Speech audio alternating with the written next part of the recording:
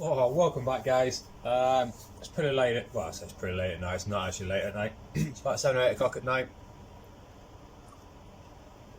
I've been painting most of today, so I've not really had a chance to get out here. If you hear a humming noise or a buzzing noise, I've got a fan. I'm trying to keep me warm. It's about 2 or 3 degrees on the barometer outside. So anyway, into this. From memory, last time I've done this, we just need to take the front cover off, this off, and then we can get to the 8 to 10mm bolts that hold the surround on. That's about it, really.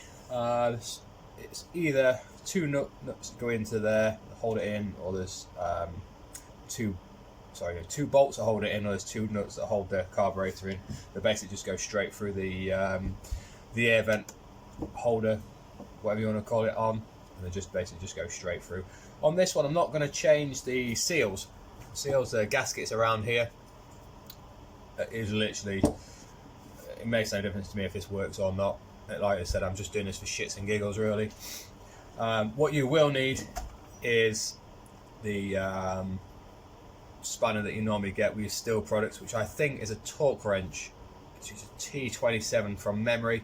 Don't quote me on that, but you should get one with either one of these, or like if you get a strimmer, brush cut, or anything like that, you'll get one of them with it. I have actually changed the bolts in this to an Allen key, so that is what I've got, and that's why I'm using this rather than that. There is only 3 bolts. I may speed this up, so you don't need to see me undo 3 bolts really.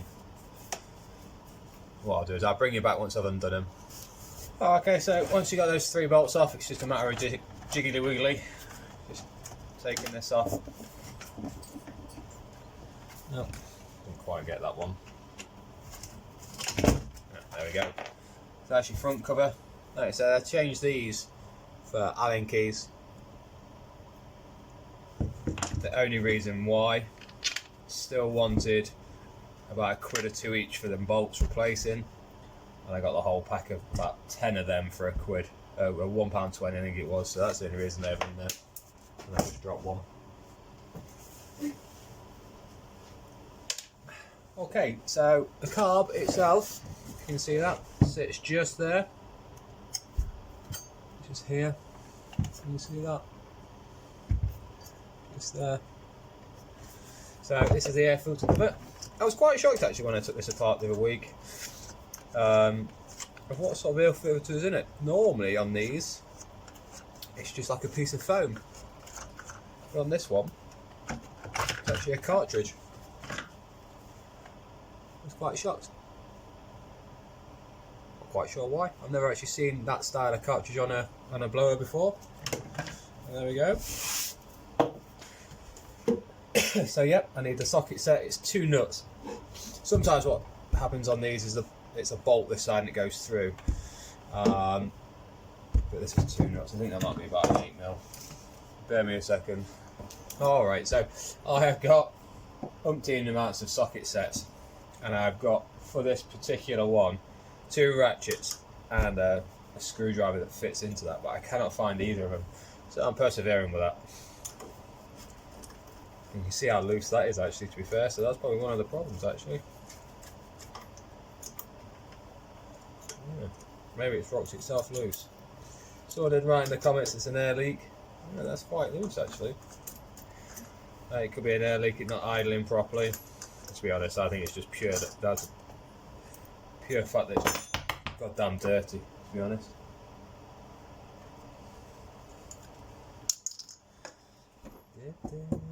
That's bloody hot, that is.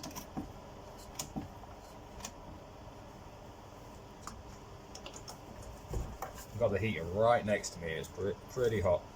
It's a couple of kilowatt heater, so. And yes, I've turned it down.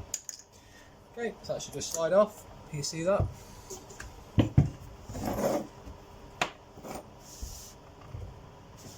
See that? Yep. So that should just slide off. Yeah, I think it's just down to the fact that the whole thing's just caked. So we have a fuel line at the front. You see that? Hopefully you can see that. So that fuel line came off here, and around the back, which I don't think I'll be able to take the carburetor off without unhooking it. So I'll show you on this one. So around the back, you see that? There's a little hook or a little eye. That's where your trigger goes, basically. Now around here, yeah, I may be able to take that off. Oh yeah. Ah, I may have just found the problem. I will bring you back in a second.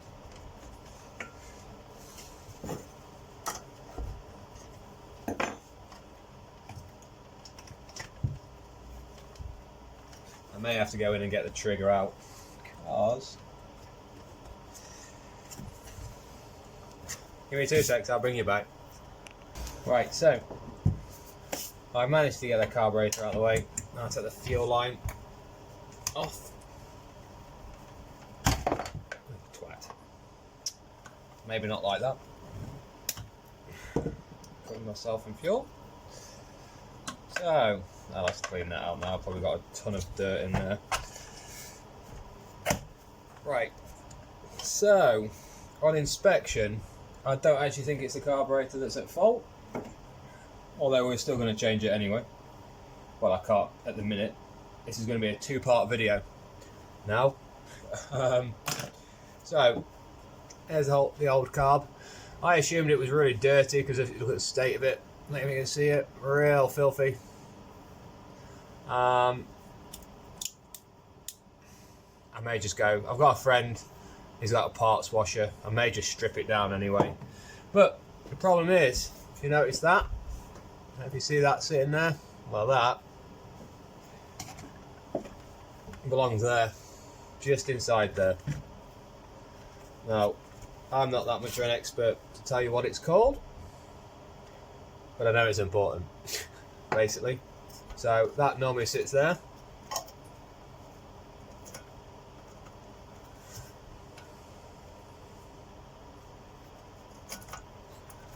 Like so.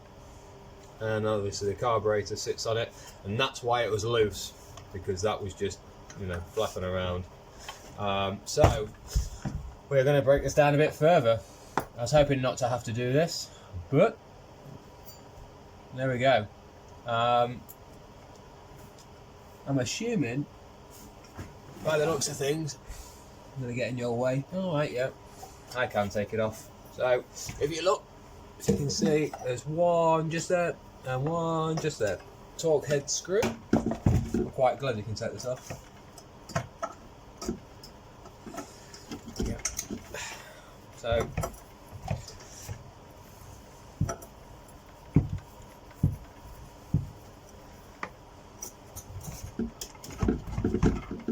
there's always one, isn't there?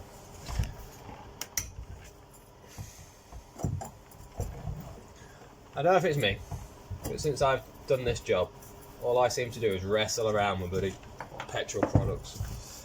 So hopefully you can see that. I mean, you don't really need to see me spinning the bloody screw around, really. So I'm hoping. Never going to be that easy, was it? I will say I'm not a mechanic. I will tackle anything, and I have done quite a lot.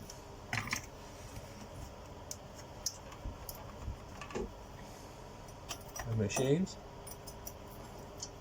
I tend to have left blowers behind, but it was just personal preference. So, quick pipe, crap out of it. So, I'm just taking them screws out. Just having a look see if there's any more. I think there may be one. Yep. Alright.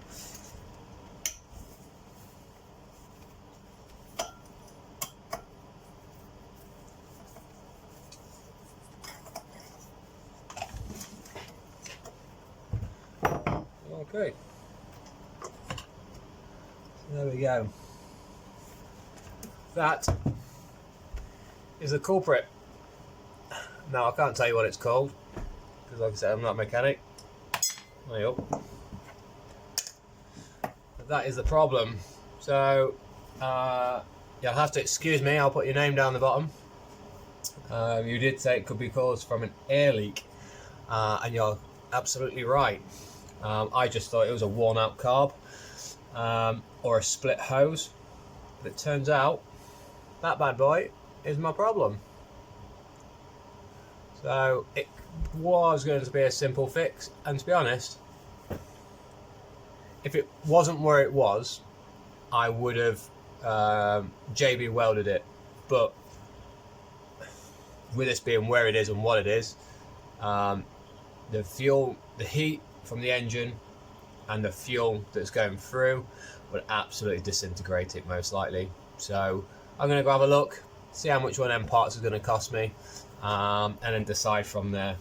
Like I say,